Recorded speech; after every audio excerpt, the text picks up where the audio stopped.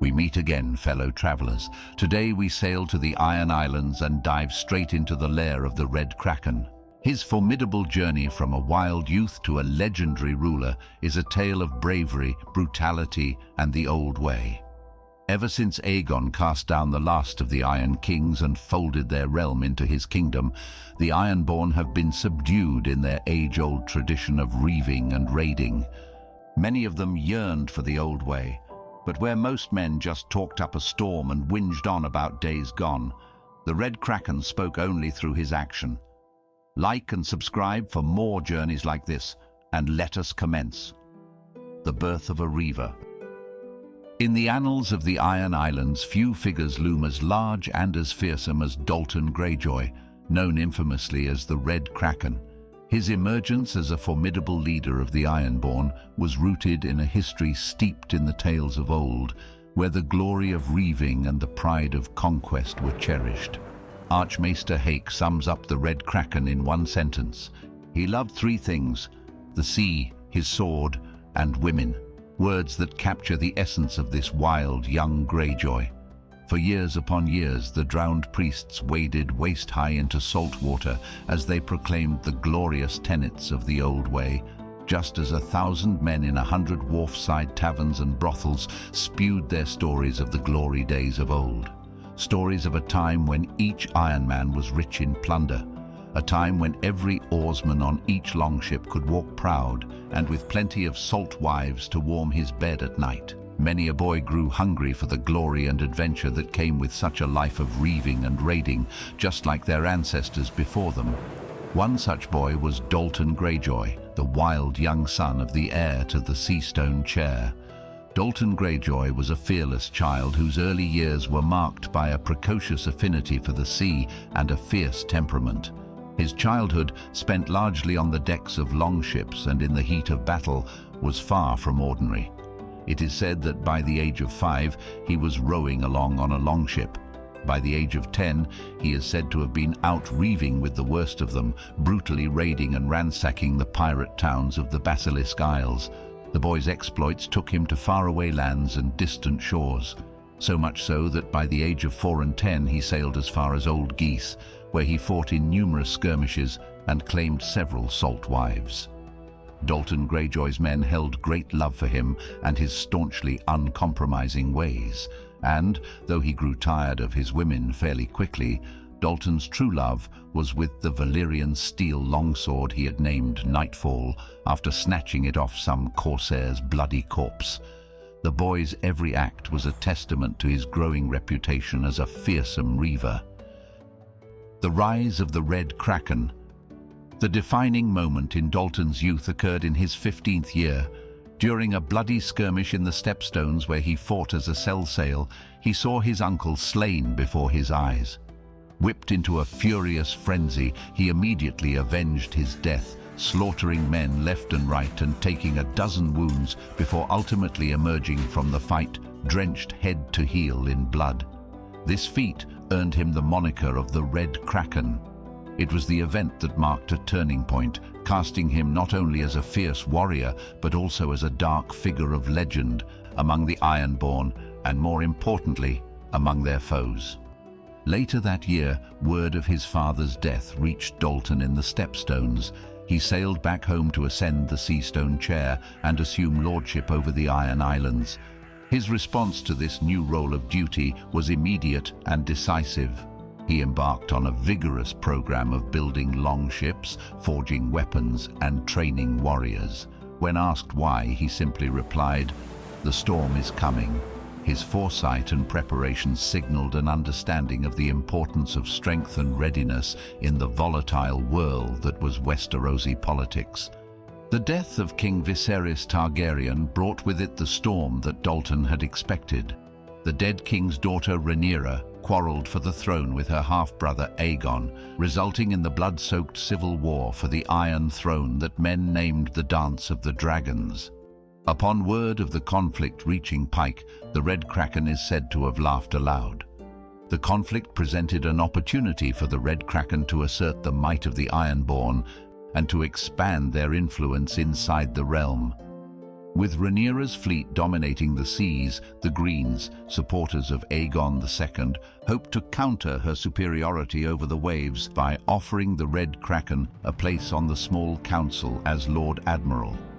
Dalton, with a shrewdness that exceeded many of his peers, waited for what Rhaenyra's blacks had to offer him. When their offer finally came, it was much more to his liking. Instead of sailing around Westeros to join the naval battles in the Narrow Sea, Rhaenyra only requested that Dalton simply attack her enemies. This proposition aligned perfectly with the Red Kraken's ambitions and the Ironborn's traditional practices. Most of Lord Jason Lannister's knights, archers, and seasoned fighters had traveled east with him on a march to the Riverlands to attack Rhaenyra's allies. This move left the Westerlands thinly defended and perilously vulnerable.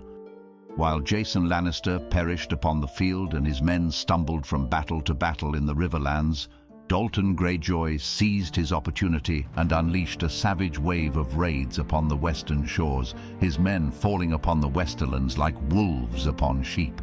Casterly Rock proved too strong after being barred up by Lord Jason's widow Johanna, but that couldn't stop the Red Kraken and his Iron Men from burning the Lannister fleet at anchor and sacking Lannisport. Vast amounts of gold, grain and trade goods were plundered, and hundreds of women and girls were carried off as salt wives. Among them were the late Lord Jason's mistress and the daughters he had fathered on her. The entirety of the western shores were aflame with the ruthless raiding parties of the Red Kraken, just like the reaving days of old. The Ironborn forces took case, and the Red Kraken personally seized Fair Castle, claiming Fair Isle and all its riches. Dalton's dominance was such that he claimed 4 of Lord Farman's daughters as salt wives, gifting the 5th, homely one, to his brother Varon. In the 2 years that followed, the Ironborn rekindled the fearsome reputation of their ancestors, becoming the dark presence of which men whispered in fear all along the coasts of the West. The Red Kraken grew to be the uncontested ruler of the Sunset Sea, whilst men in the greenlands of Westeros fought and bled and died over their Iron Throne. The reign and fall of the Red Kraken. As great armies met on the fields of Westeros and dragons clashed in the skies, Dalton Greyjoy, the Red Kraken, continued his reign of terror across the Westerlands. His brutal raids and conquests not only enriched the Iron Islands, but also rekindled in the Ironborn a fierce lust for the plundering ways of their forebears. But all wars must come to an end, as did the bloody tangle that had been the dance of the dragons.